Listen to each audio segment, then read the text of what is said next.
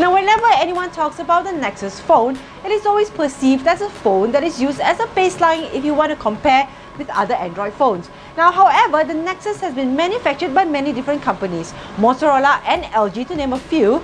But this time, the Nexus 6P, we get a fresh new design from Huawei, who is designing a Nexus for the first time. I'm Malaysia from KLGadgetTV, and today I'm going to review the Huawei Nexus 6P. Now, design-wise, the Nexus 6P is classy with curves at just the right places.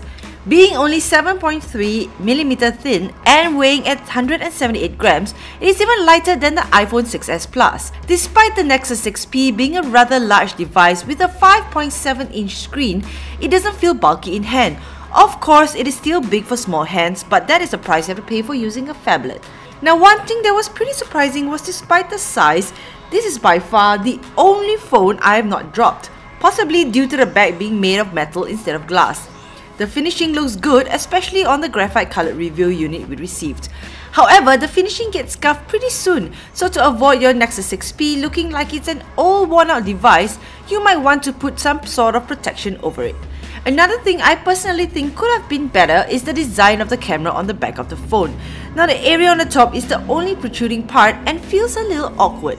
Because this area kind of sticks out, the edges get scuffed easily since that is the first part that hits surfaces when putting it down.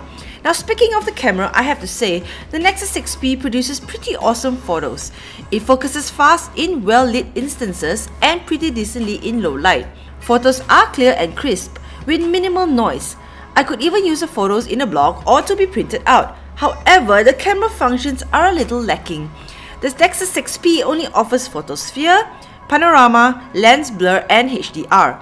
Photosphere is kinda like a 360-degree camera where you shoot multiple shots of different angles and you can view it like a 360-degree photo. The panorama is, well, panorama, and lens blur is actually just giving your photos a fake bokeh. HDR photography takes a while to process, but it can be switched off with just a touch. If you are a fan of selfies, you will either love or hate the front camera of the Nexus 6P.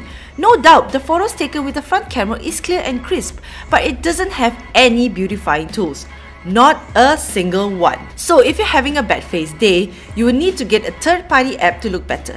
When it comes to performance, the Nexus 6P doesn't disappoint. Gaming is a breeze and I don't even need to close all my apps on the app tray to ensure the device doesn't lag or hang. In fact, the device has never lagged or hanged no matter what I've used it for. Browsing the web, stalking social media and watching movies is no biggie. And with a 1440 by 2560 pixels resolution, it is a great experience. Not forgetting the fingerprint scanner, although it is small in size, it never fails to unlock the phone immediately with no lag. When it comes to watching movies and playing games, even when listening to music, the sound on this device is quite decent. Since there are two front-facing speakers, you can get the most out of it. However, don't expect the sound quality to be all that great. It is loud and clear. However, the treble is really high with weak mids and bass, so it's great for clarity of speech, but a little harsh on the music. So here's an example of how it sounds like. Coming back. Today you will once again be fighting for our freedom. Not from tyranny, oppression, or persecution, but from annihilation. And should we win the day, the 4th of July will no longer be known as an American holiday. With a big AMOLED touchscreen, the next question is, how is the battery life? Well, whether you are a regular or heavy user, the battery life is great, lasting about a day before it needs a recharge. The best thing is, even if your battery hits the reds, the fast charging feature allows you to charge up the battery really quick. Just plug it in, take a shower and get prepped up, and by the time you head out, you would have charged it quite a bit already. But since this device uses a USB-C, you gotta make sure you carry a cable everywhere you go just in case. Now let's talk about the software. There are a few things that are great about vanilla Android and a few things that are just plain annoying. Now, the Nexus 6P comes with Android Marshmallow out of the box, and being vanilla Android, the lack of bloated software is refreshing. It feels smooth and fast without any random apps installed into the phone. However, vanilla Android has its flaws. For one, I find the absence of auto brightness feature is a pain in the butt. and aesthetic customization options are nowhere to be found, not forgetting about the lack of camera features. However, it is not something I can't live with. Maybe Google should think about adding some of these features in the next version of Android.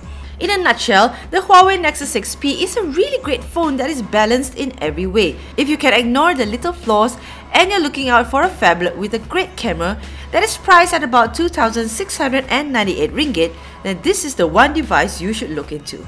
Thanks everyone for watching. Don't forget to subscribe to our channel, like the video, and do follow KL Gadget Guy on our social media like Facebook, Twitter, Instagram. And to the next video, this is Alicia signing off. Bye bye.